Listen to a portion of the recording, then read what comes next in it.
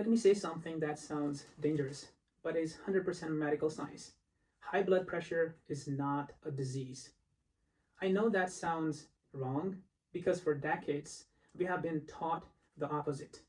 But if high blood pressure were truly a disease, then lowering the number would cure it. And yet, millions of people take pills every day. Numbers go down, but the damage continues. So today, I want to show you something most people never hear. What blood pressure really is, why it arises, and why treating the number alone misses the cause. And to understand this, we have to go all the way back to before we were born. Here's something almost no one is told. Blood pressure existed before disease ever did. In early embryonic life, around week 3, your heart begins as a simple tube. No chambers, no arteries, no resistance. There is flow, but almost no pressure. As the embryo develops, blood vessels form through vasculogenesis and angiogenesis. Smooth muscle layers appear. Resistance is created, and only then does blood pressure rise. So from the very beginning, blood pressure is not pathological. It is a response to resistance. This comes directly from classic embryology texts like The Developing Human and Developmental Biology, used in medical schools worldwide. So why do we even need blood pressure? According to Guyton and Hall textbook of medical physiology, the gold standard for physiology, blood pressure exists to deliver oxygen, deliver nutrients, protect organs from pressure swings. Your heart does not decide blood pressure on its own. It responds to vessel resistance, vessel elasticity, blood volume. This is basic cardiovascular physiology taught in every medical school. It tells us how hard does the heart need to work right now.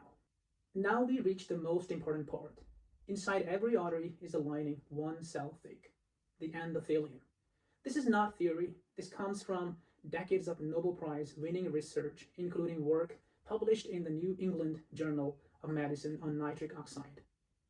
Healthy endothelial cells release nitric oxide, relax vessels, reduce inflammation, prevent clotting, and damaged endothelial cells lose nitric oxide, stay constricted, become inflamed. And here's the key equation. Less nitric oxide is equal to stiffer vessels, that is equal to higher blood pressure. So blood pressure rises not because your heart is bad, but because your vessels can no longer relax. Anatomically, arteries are supposed to be elastic. Think, expand with each heartbeat, recoil gently, protect organs from pressure. But chronic injury causes thickened walls, narrowed lumen, loss of elasticity.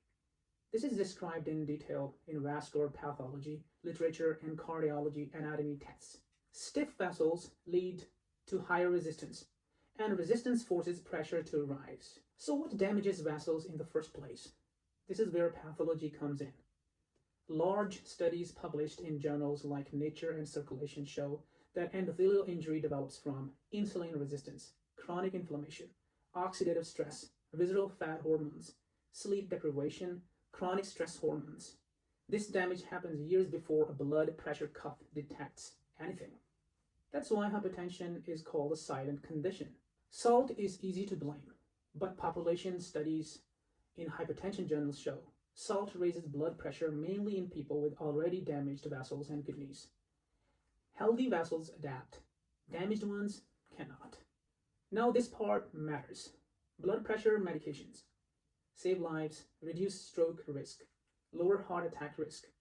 This is proven in massive clinical trials, but pharmacology textbooks like Basic and Clinical Pharmacology are clear.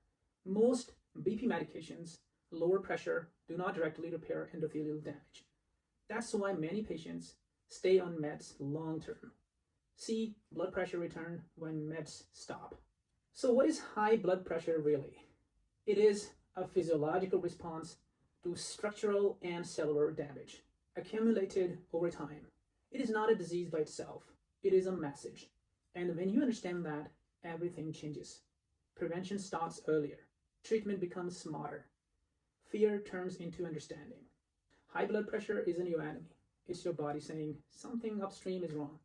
And when you stop fighting the number and start understanding the cause, you don't just lower blood pressure, you change the trajectory of disease.